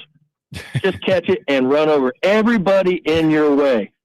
Have them guys make a career decision. If they're going to come up and tackle you, do not go to that sideline, because that's the only chance they can get you is pushing you out of bounds. Take it to them. Just wreak havoc on anybody that comes towards your way. That's what I want to see, because I think he's going to be into this game again. So, but everything's got to give Ty give Ty some time back there. I think he's going to have a good game too. Just give him some time. Yeah, well, the good news is they've been doing a pretty solid job with giving them some time, man. I just think I went back watching the Auburn game. To me, I don't think Jeremy, and I know he wasn't fully healthy because he was on the injury report the week prior, but I feel like it was a little obvious that guys just are a little banged up. Which everybody at this point in the season, as a football player, everybody is, but I feel like it was a little noticeable. Guys should just, I mean, whether just look a little hobbled up. So hopefully they can find a way to rejuvenate as fast as possible. But I'll say this about Proctor. I mean, hopefully we're not running any screens with him in this game. I know we ran one last time. That was cool and all, but best believe them dudes are going to be a little bit more prepared for it this time. So hopefully, hopefully don't resort to that. Hopefully we can just go line up and beat them just playing regular, big boy football. But hey, if we need him in the game plan, so be it. Just hold on to the football, big guy, please. Well, but how do you prepare to stop a 370-pounder catching the ball? There's nothing you could do to prepare for that. No, well, I mean, you just gang tackle is what you do. I just get worried about that stuff because, again, you're talking about a guy who doesn't, typically hold the football much. So, I mean, just like anytime you see defensive guys get an interception, there's a much higher probability that those guys fumble the football compared to an offensive player. That's how I view that. That's the only reason I'm kind of I know I'm a Debbie Downer when it comes to that, but I've seen it too many times where I'm like, man, like, sometimes you try to get too fancy, then it backfires. And to me, I'm like, in a game like this, maybe ULM, cool, but I know we did it against them one time, but I'm like, all right, that's cool. We did it. We got out of it clean. Let's just leave it. But we'll see. And real quick, what is going on with Cuevas' injury? Did I miss? I know he had a foot injury, like a broken bone, but did he have surgery, or is this just a pain management, time healing thing? I don't know the status on like what they did procedural wise, but I mean, if it was pain management, I guarantee you they would be shooting that foot / ankle or whatever it is up. Yeah, and spatting them up just like Parker Brailsford did. It's evident that it's something a little bit more than just being able to carry the load of maybe or dealing with the pain. Does that make sense? I mean, I see how Brailsford's pushing through it. I think if Cuevas was able to, he without a doubt he would. I just don't think with this injury, whatever it may be, he's able to right now. I think he just has to be out for an extended period of time. It's like the quietest injury of like you don't hear anything about. Like I figured he had surgery to try to get him ready for the playoffs, but it's kind of like Danny. It's like Danny Lewis. I mean, how much have we heard about Danny? I mean, dude, Danny Lewis has played 2 or 3 games, and I don't think they ever even officially said what he's dealing with. I mean, because he's on and off the injury report, but then he's not really available either way. I at this point, I'm not 100% sure what he even has. Well, I'd like to get him back because that is one nightmare for a defense. So hopefully he can get back by the playoffs. Yeah, I mean, and those 2 tight ends I think could be instrumental. Not only just in the passing game. I mean, you've heard me and my dad talk about tight ends being a quarterback's best friend, and that's exactly what Cuevas became. And then even Danny Lewis. I mean, having those 2 guys in there versus the youth and inexperienced guys that we saw against Auburn, I think those could be key factors in a game like this.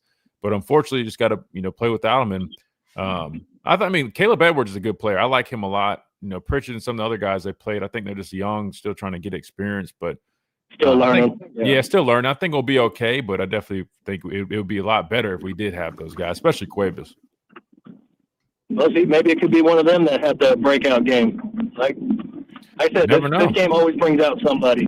Yeah, that's true. So, that's true. I appreciate it, Christian. Always good talking to you. Yes, sir. Absolutely, Robbie. I appreciate you, man. Take care. Good deal. All right, Chase, I guess we'll just combine a whole bunch of breaks, right? So we'll just combine this last one as well since we're so close. We'll just we'll go ahead and get Chris from Decatur on here as we close things out. Chris, welcome in. What's up, man? I'm enjoying the show. I ain't had a chance to call in a while, but I've been listening at you, and I've still been enjoying it. I got a couple things, man. I want to run by you. You talking about having a breakout game? I believe it's gonna be somebody like I like that Lindsey kid. I like him. I don't know what position he actually plays, but I'm kind of figuring that he will probably be more like of a spy on the quarterback because he like to take off and run. And I'm going towards Pierre. I think Pierre gonna have a highlight game Saturday. Who was the first name? Who was the first name you said? I'm sorry. Number 12, Mincy. Oh, Mincy. Yeah. I think. Go ahead. Yeah, no, I was going to say, yeah, he had a tough one this past Saturday just because he had the one where he was responsible for 2 big plays. One, he dropped that interception, but then the other one, he had a bad angle, and think it led to a touchdown. But I will say this, I do like his skill set. I was talking about him the other day. I mean, he kind of gives you that flexibility where he's a big body guy playing safety, where you can bring him down, especially in like dime packages, and he could be more of like that dime linebacker and play in the box and do a lot of that because the size permits him to. So he's going to be fine. I just think he just needs some more reps too. But yeah, you're right. I mean, you never know. I mean, look, listen. If he caught that interception, it's a whole different thing. People probably forget a little bit more about the big touchdown that he was in coverage on. But unfortunately, he didn't come up with it. But you're right. I think the potential's there for him to be a really good football player too. Yeah, I like his effort. I think he plays hard. I think every play he don't take time out. He's playing every play. But I got one more thing I want you to think about. Is there such thing as a healthy playbook or a weak playbook? I'm beginning to think that Ryan Grubb playbook is like on the weak side, because when he meets a coordinator of a stature of like the Oklahoma coach or like Kirby Smart, he always letting Auburn's coach, defensive-minded coaches that's good, he seems to let them back in the game. I mean, I think if he had expanded playbook, seemed like, once he gets the lead, he's too conservative with his plays. Seemed like the same plays was kind of called over and over once we get the lead. And then I really believe that's how we let a lot of teams back in. If we can just keep it wide open and like 4th and 2, like we went for it if we could do that all game, I believe, a lot of those scores, teams getting back in the game, I don't think that will happen.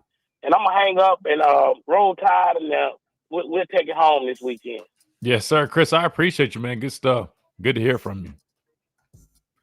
Yeah, I'll say this. I mean, we broke down that play. Shout out to Slade, definitely offering a bunch of comments on that and detailing that 4th and 2 he was talking about. Only thing is, I mean, as much as you like those things and those concepts, I mean, you got to be a little reserved with some of it, because you do want to save some for those moments, right?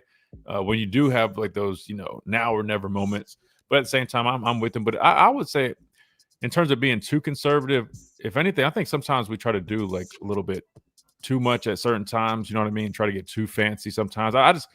Again, that's just I'm not trying to criticize anything. And just sometimes I feel like we could probably simplify it. But at the same time, the players, if you're going to simplify, you got to be able to trust them to execute when it is simplified. I mean, if you go back and look into one of the reasons our running game was a little bit more effective too is we didn't run in between the tackles as much. We did a lot of pin and pull, like this play that's pulled up right here, trying to attack the perimeter, and we saw success with that. So I think they're just trying to do what they can by leaning into what we've done better than some of the other things. So you got to take that into consideration too. So they're trying, but I definitely hear what you guys are saying. All right, we got to close things out for this Talking Tuesday. Big thanks to Chase behind the glass. Big thanks to all you listeners. Tide 100.9, YouTube, Facebook. Big thanks to our guests, Slade Bolden, Clint Lamb of Cover Crimson. Per usual, we will see you guys again tomorrow right here on the Miller's Edge. Tide 100.9, 1230 WTBC, presented by the Good Feet Store, America's arch support experts. We'll see you guys then.